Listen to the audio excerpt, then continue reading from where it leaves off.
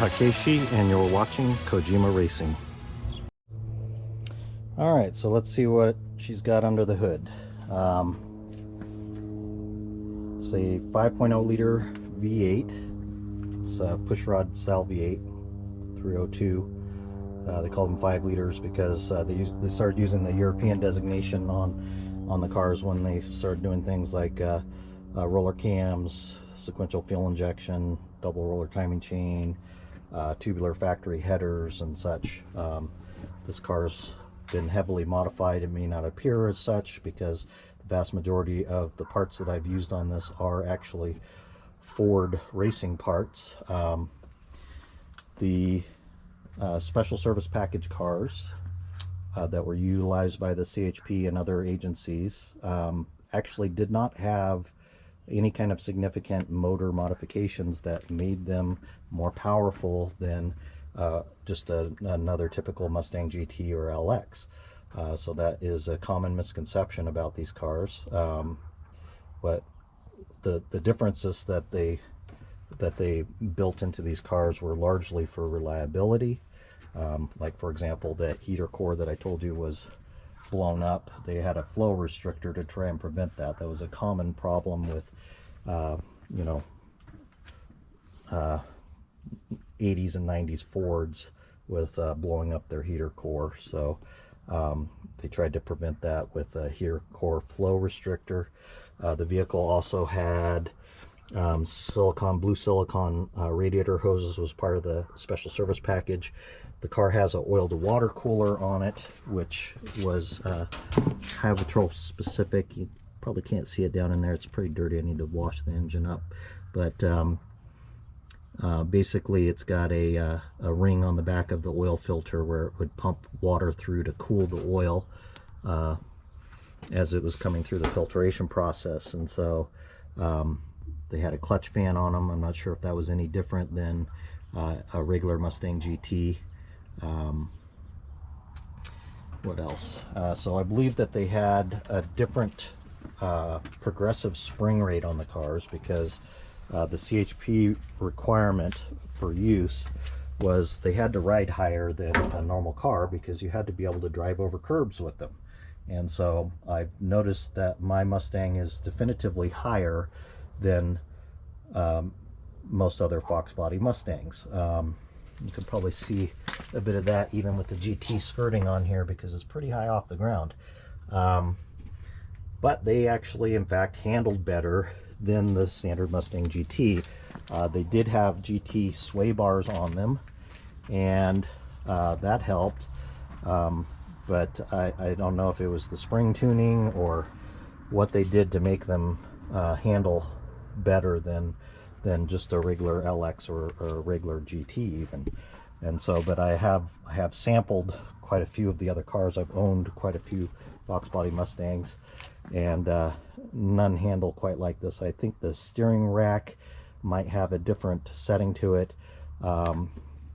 They also had they had the standard GT style air dams to prevent air from going underneath the front of the car. And they came with subframe connectors that were riveted onto the body seam that ran down the length of the body.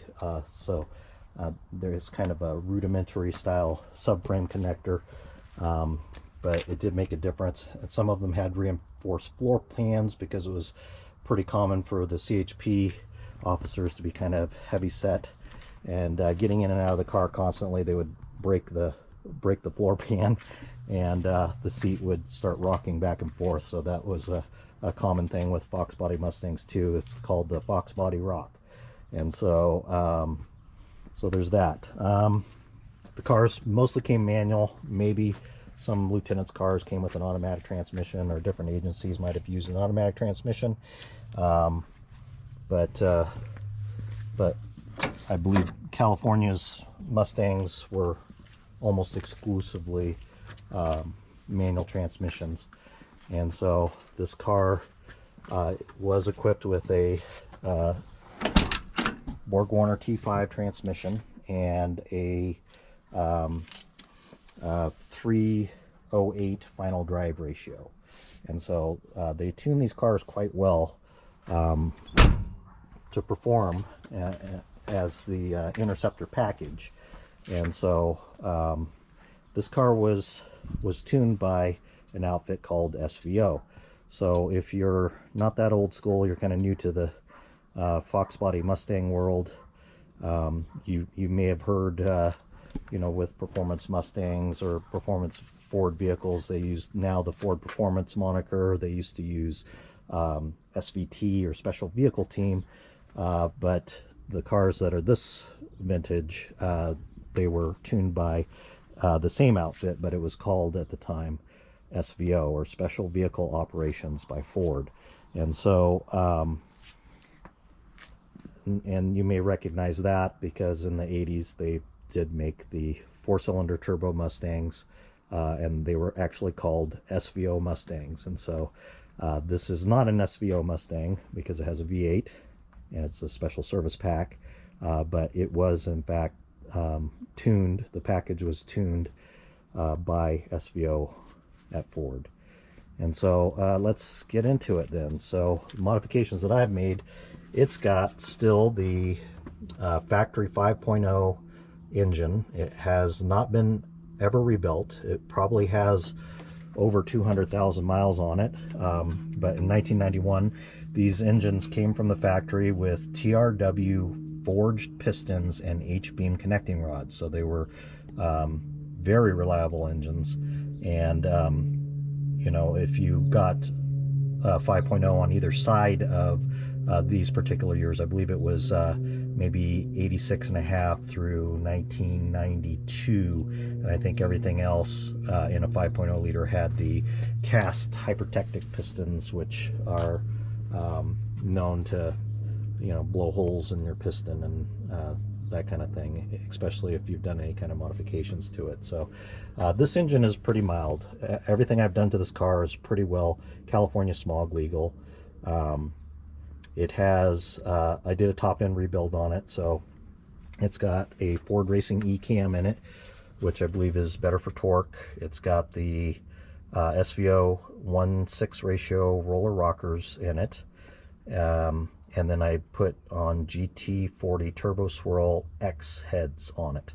So they're the GT40 X heads, aluminum heads. I believe they have a 202 intake and a 195 exhaust valve on them.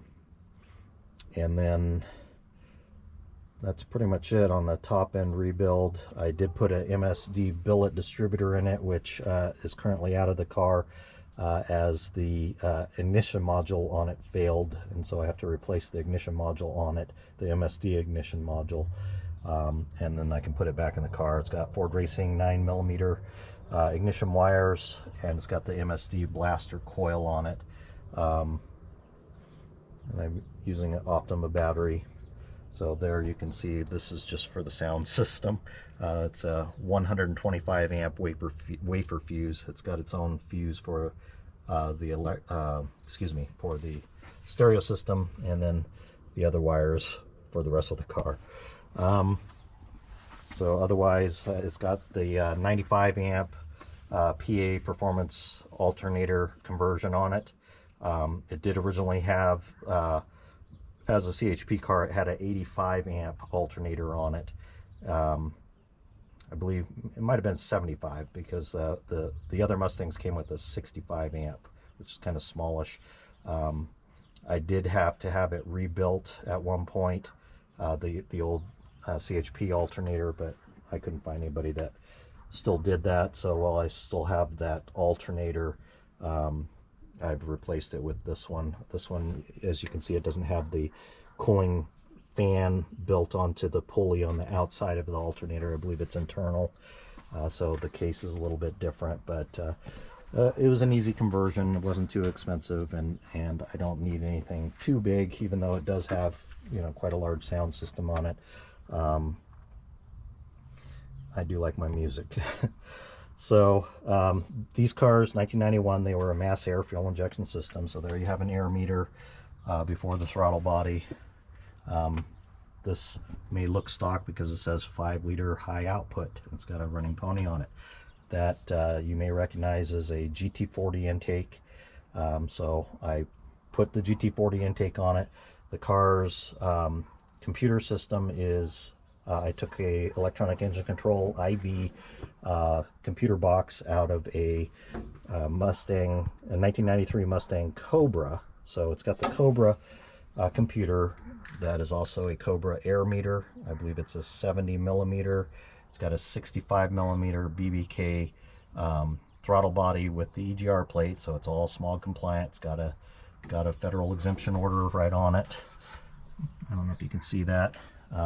Goes into the GT40 intake, and then it has the factory Ford 24 pound an hour fuel injectors off of the 93 Cobra as well. So it thinks it's a 93 Cobra. That's pretty much it on the engine side. I mean, it's still got air conditioning. It's got the smog pump on it, power steering, the whole bit. The car actually runs high 12s at about 104 miles an hour, and it's probably putting out somewhere in the neighborhood of about 345 horsepower and probably about 360 foot-pounds of torque. Forgot my headers. So it's got BBK equal length headers, the tuned length intake runners, and the equal length headers equalize back pressure, and you know, it basically is ram tuning here for more torque. So low end torque you get with that setup, and that's what I was after. So I built the engine for torque, low RPM torque. I intended on supercharging it, which is to come still. Probably a Vortex setup, centrifugal style supercharger. The car has a billet steel flywheel. With the drag racing, you don't necessarily need to rev quickly. You need more rotating mass or force to hit your tires with to get moving. And so it's got a Ram multi-pad metallic clutch in it, and so there is no feathering the clutch. It's not one of those kind of cars, so it's basically go or stop.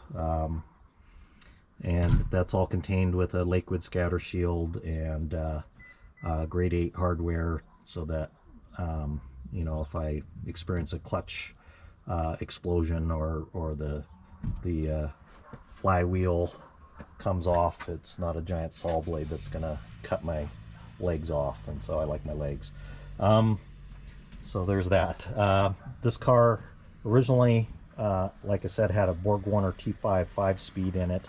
I swapped it out to a TKO 600, a Tremec TKO 600. So before that, though, I actually swapped in a world-class T5 transmission. Well, wasn't too impressed with it. I actually destroyed it on about the third pass that I made on that transmission. It had all the same hardware on it as far as scatter shield and the ram clutch and everything. So I had to replace that because the spline count for the transmissions was different. But yeah, the world class, I'm not so sure.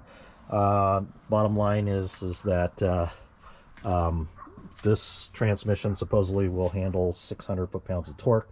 I don't have video of swapping the transmission into it. It was kind of a lengthy process, but I do have a photo history of it, so I will share that with you here. I'll post up the pictures and maybe go through them and do a tutorial along with it, so that if anybody was wanting to do something similar to increase the longevity of their Mustang's drivetrain, you could do that. As I said, I used to, you know, campaign this car. I used to run it NHRA Sportsman brackets.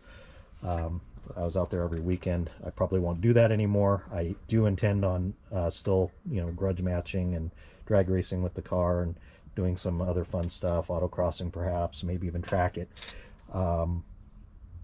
But you know, yeah, the transmission is overkill for that, but not for drag racing. So if you drag race on a regular basis, you're going to want to do something like this.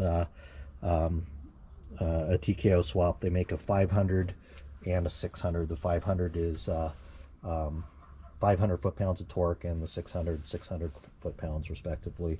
They're good solid transmissions. They come in both a wide ratio or a close ratio. My car is outfitted with the wide ratio package on it. And then I swapped out the rear gears from the Highway Patrol 308s to 355, which I didn't want to go too deep on the gears. The car makes plenty of low end torque, and it's a monster off the line on. I run Mickey Thompson 26 by 10.5 15 wrinkle wall drag slicks on it. They're ET Street drag slicks, so they actually are street legal, just barely. But the car 60 foots in about 1.7 seconds, I believe. And you know, it's an absolute monster on the bottom end of the track. But you know, without the supercharger that I intended on putting on it, it doesn't really, it runs out of legs on the big end of the track. And so so it's still a work in progress. Like I said, I broke a lot of parts, the transmission being one of them, the drive shaft being one of them several times over. So it now has a Ford Motorsport aluminum 3.5-inch diameter drive shaft on it, which I can't really show you that, but it's good and stout. I did later on actually break one of the U-joints, so it had 1330s on it. Now I've replaced them with 1350s. It's got all ARP bolts from the flywheel all the way back to the ring and pinion gear. And the reason for that is because I actually sheared off my ring gear, and so that's kind of difficult to do. But you know, I guess when you're launching a car on 10.5-inch wide wrinkle wall slick and basically winding it up to 8,000 RPMs and sidestepping the clutch, it tends to put a little bit of stress on the parts. So now it's got a strange ring and pinion, and its ARP bolts. I added a couple of clutch discs into the rear end to tighten it up. It is a limited slip still, and then it's got Moser axles with long studs on the back. It's still a 4-lug. I intend on switching over to 5-lug, so I'll probably sell my drag lights and then get some heavy-duty Moser 5-lug axles when I switch over to Cobra brakes and the larger pony wheels that I described earlier. And so that's pretty much it. That's what it is. I'm typically a stick shift kind of guy. I mean, you know, I drag raced on this many seasons with this 5-speed transmission in it, and you know, sportsman brackets, bracket racing, you know, those races, they come down to oftentimes 1/1000th of a second at the finish line. And so and I managed to be very competitive with a manual transmission. You'll see there's no electronics in here. I don't have any 2-step. I don't have any kind of roll control. It's just brake pedal, clutch, gas pedal, and you got the stick shift lever. And so that's pretty much it. I last won the track championship, I believe it's 2007, with this car in the NHRA sportsman class, and that was at Samoa Drag Strip over on the coast. I used to live in Humboldt and race at Samoa Drag Strip, so shout out to all my drag racing friends over on the coast that still race there. I mean to get back there at some point, but yeah, the bottom line is the track awarded me the Driver of the Year award the year that I won the track championship, because I was the only guy out there running a manual transmission car, and also the only guy out there that had no electronics on it, and managed to be competitive enough to take the season championship. And so so yeah, I definitely love the stick shift Mustangs. So when we get to the next car, we're going to talk about automatics. And so there's a kind of an interesting story there about how this came to be. So we'll make another video about that car and introduce it to the channel. So, but that's pretty much it. So 1991 Mustang Special Service Pack, Mustang LX Special Service Pack, 5-liter V8, 5-speed manual transmission, and there you have it.